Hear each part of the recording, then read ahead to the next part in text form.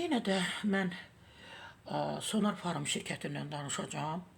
Təbii ki, mən də bunu gündəmdə saxlamışam. Mal qalığı 21 milyon yarım olan Sonar Farm dərman şirkəti. Təbii ki, çoxlarınız məlumatlısınız ki, bu şirkəti də Eyyubovlar, daha doğrusu Robert Eyyubov Mahirə Əsədovadan alıb.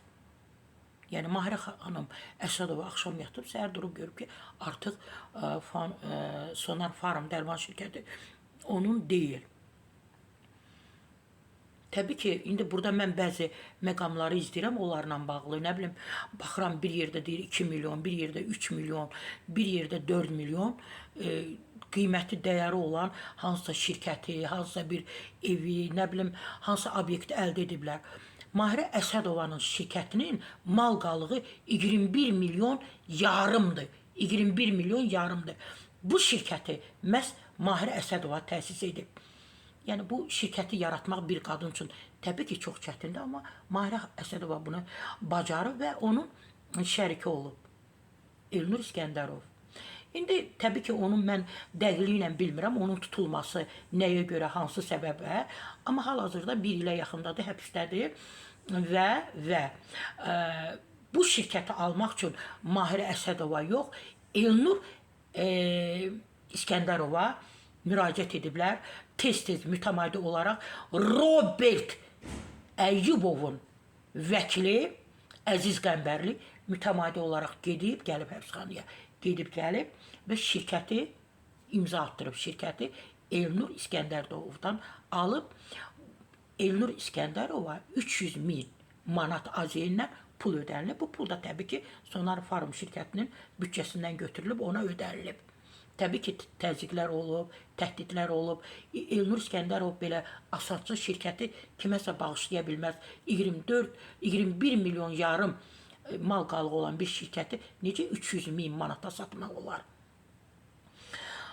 Mən ona görə də öz həmkarlarıma müraciət edirəm, xahiş edirəm, gündəmdə saxlayın. Bir qadının şirkəti əlindən alınıb, 21 milyon yarım mal qalığı olan bir şirkət əlindən alınıb, bütün depolara, ambarlara məhz Robert Eyyubov, belə deyərdim ki, əl qoyub və ora heç kim toxuna bilməz. Çünki belə araşdıranda görürük ki, şirkət təbii ki, Robert Eyyubovundur. Təbii ki, bunu qeyri-qanuni yolundan alıb. Mahirə Əsədovanın hüquqları burada tapdanıb. Elnur İskəndərovun burada hüquqları tapdanıb. Mən çox xahiş edirəm həmkarlarımdan. Çox xahiş edirəm.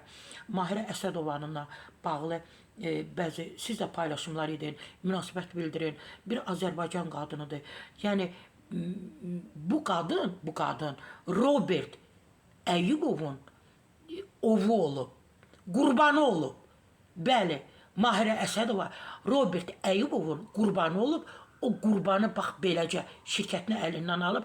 Mahirə Əsədovadan xəbərsiz bu adam bu təsis edib, evini satıb, bağını satıb, digər nələrisə satıb, şirkət yaradıb.